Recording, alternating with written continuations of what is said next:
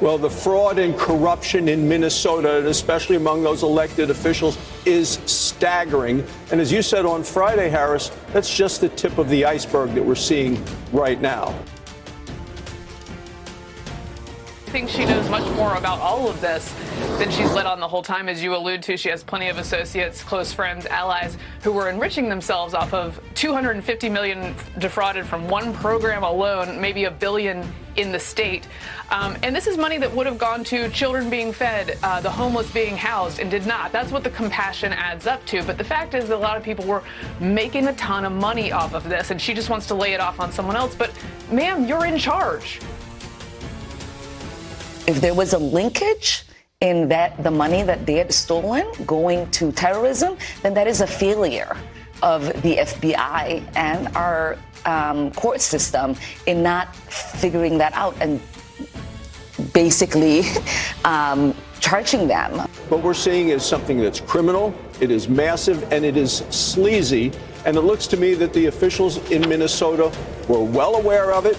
They looked the other way because they needed the votes of a certain community there. It does look like it involved the governor, who's a Democrat, who was the nominee for vice president of the United States.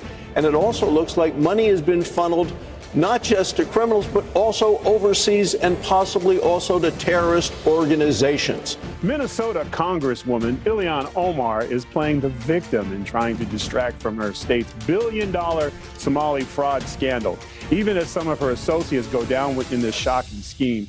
And now Omar is trying to change the convo by calling Stephen Miller a straight-up Nazi.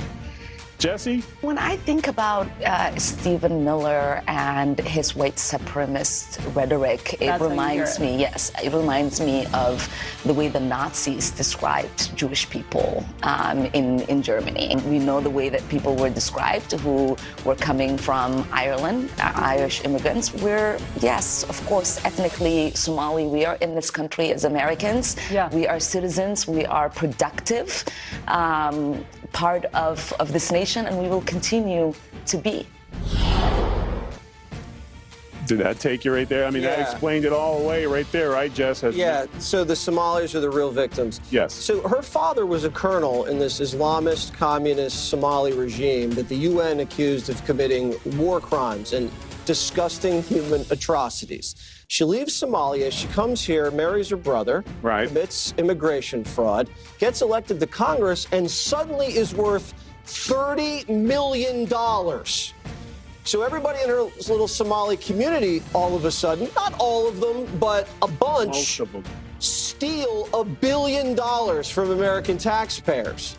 And then they buy nice cars, and they fund her campaign, and then they get caught. And she says, no one's more upset about the fraud than us Somalis. Right. And that we're the real victims. Meanwhile, a lot of these people are on food stamps. They don't have a high school education. They can barely speak English. And all Stephen Miller says is you got to assimilate and you can't be a public charge. And she calls him a Nazi. And he's Jewish. She can't even get that right. You told me to look into Minnesota and their fraud on visas and their programs. 50% of them are fraudulent, which means that wacko Governor Walz either is an idiot or he did it on purpose. And I think he's both, sir. He brought people in there illegally that never should have been in this country, said they were somebody that they're not. They said they were married to somebody who was their brother or somebody else. Fraudulent visa applications, signed up for government programs, took hundreds of billions of dollars from the taxpayers, and we're going to remove them and we're going to get our money back. Good evening, America. While you were working overtime to pay your bills, $1 billion of your money vanished in Minnesota. Not lost, stolen. This wasn't Wall Street greed or some faceless corporation. This was a deliberate, years-long heist of federal food programs meant for hungry kids, housing aid for the homeless, and therapy for children with autism. Over $1 billion total. Gone. Fake meal sites claimed to feed thousands of children who never existed. One site in a tiny town said it served 5,000 kids a day, more than the entire county population. The money bought Lamborghinis, beachfront houses in Kenya, and millions wired back to Somalia through underground cash networks. And its people have been charged. Over 55 already convicted or pleaded guilty, almost all from the same tight-knit community. And tonight, most of that $1 billion is still gone forever. Your tax dollars irretrievable. The same politicians who told you to welcome everyone with open arms and an open wallet are now calling the victims racists for asking questions. But you're not racist for noticing your money was stolen. You're just awake.